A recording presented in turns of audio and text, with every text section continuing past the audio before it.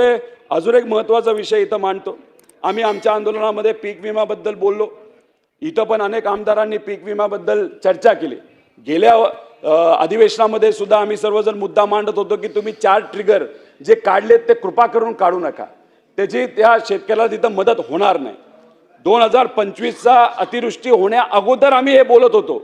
अतिवृष्टी झाली आणि अतिवृष्टी होऊन सुद्धा शेतकऱ्याला दुर्दैवाने त्याचा तिथं फायदा नाही झाला. अध्यक्ष महोदय, ते 4 ट्रिगर काढल्यामुळे हजारो कोटी रुपयाचा नुकसान हे तिथं शेतकऱ्याचं झालेलं आहे. शेतकरी मित्रांनो बघा, आताच महाराष्ट्रातील बघा मुख्यमंत्र्याची मोठी बैठक झालेली आहे आणि आता बघा त्या बैठकीमध्ये मोठा निर्णय झालेला आहे. बघा शेतकरी मित्रांनो, नमोच्या आता 9वा हप्ता आणि 10वा हप्ता वाटपामध्ये आता मोठा त्यांची घोषणा झालेली आहे. बघा मित्रांनो, आता नेमकी कोणती घोषणा झालेली आहे, त्यांनी काय सांगितलं आहे तुम्ही स्टार्टिंगमध्ये बघितलं आहे आणि त्यांनी हे सुद्धा सांगितलं आहे की आज नमोच्या 9वा हप्ता आणि 10वा हप्ता शेतकऱ्यांच्या बँक खात्यामध्ये दुपारपासून थेट 2,000 रुपये या ठिकाणी वाटपाला सुरुवात झालेली आहे. शेतकरी मित्रांनो बघा, जे आहे ते आता बघा कोणत्या राज्यातील तसेच बघा कोणत्या शेतकऱ्यांना जे नमो शेतकरी योजनेचे 2,000 रुपये 9वा आणि 10वा हप्ता वाटपाला सुरुवात झाली आहे. शेतकरी मित्रांनो, आज आपण या व्हिडिओमध्ये संपूर्ण डिटेलमध्ये माहिती देणार आहोत. बघा त्या मुख्यमंत्र्यांच्या बैठकीमध्ये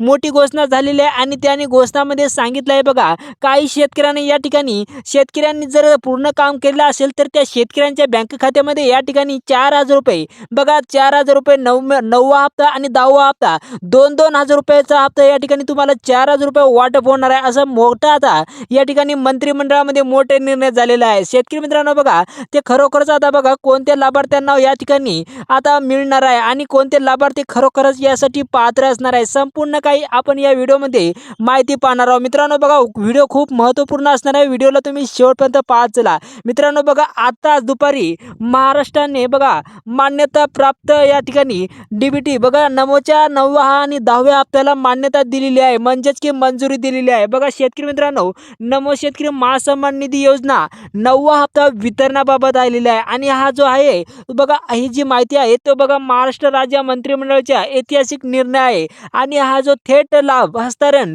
डीबीटी प्रक्रिये शुभारंभ या ठिकाणी होणार आहे.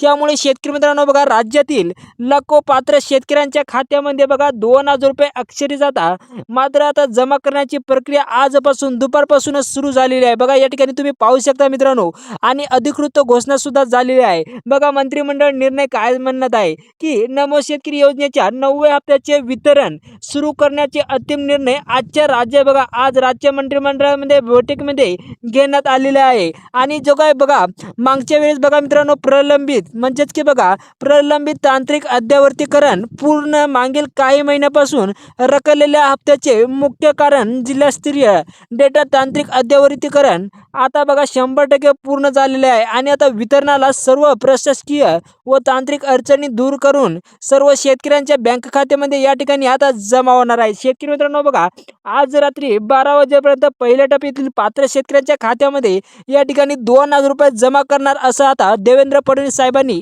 आणि मंत्रिमंडळामध्ये मोठ्या सर्व मंत्रिमंडळाने या ठिकाणी निर्णय घेतलेला आहे. त्यामुळे बघा त्यांनी सांगितलं आहे आवश्यक आता शेतकऱ्यांनी आवश्यक काम करायचे आहे. बघा ते आवश्यक काम कोणते आहे महत्त्वाचं असणार आहे मित्रांनो. बघा सर्वात पहिले बघा मागील हप्ते प्राप्त म्हणजेच की नमोच्या 8वा आणि PM किसानचा 23वा हप्ता मिळालेला असावा त्या शेतकऱ्यांना या ठिकाणी हा जो लाभ आहे तो या ठिकाणी वाटप केला जाणार आहे. बघा दुसरं महत्त्वाचं काम, बँक खाते आधार कार्डशी 100% लिंक असणे अनिवार्य आहे, तरच तुम्हाला या ठिकाणी लाभ हा वाटप केला जाणार आहे. तसेच बघा 3 नंबरचं काम, KYC प्रक्रिया पूर्ण झालेली असावी, अपूर्ण असल्यास निधी रोखला जाईल असं सरकारने सांगितलं आहे. बघा त्यामुळे बघा शेतकरी मित्रांनो 4थं महत्त्वाचं काम आहे, वार्षिक उत्पन्न 2.5 लाखापेक्षा जास्त नसावे. जर तुमचं 2.5 लाख असेल तर तुम्हाला या ठिकाणी म्हणजेच की 3 लाख जर असेल तर तुम्हाला या ठिकाणी लाभ हा ठिकाणी तुम्हाला वाटप हे होणार नाहीत. तसेच 5वं महत्त्वाचं काम, सिद्धपत्रिका केवळ केसरी किंवा केसरी रेशन कार्ड असते धारक आहे, म्हणजेच की पांढरे रेशन कार्ड अपात्र असणार आहे. यासाठी बघा जर तुमच्याकडे पांढरे रेशन कार्ड असेल तर या ठिकाणी तुम्हाला वाटप होणार नाही, म्हणजेच की अपात्र असणार आहेत.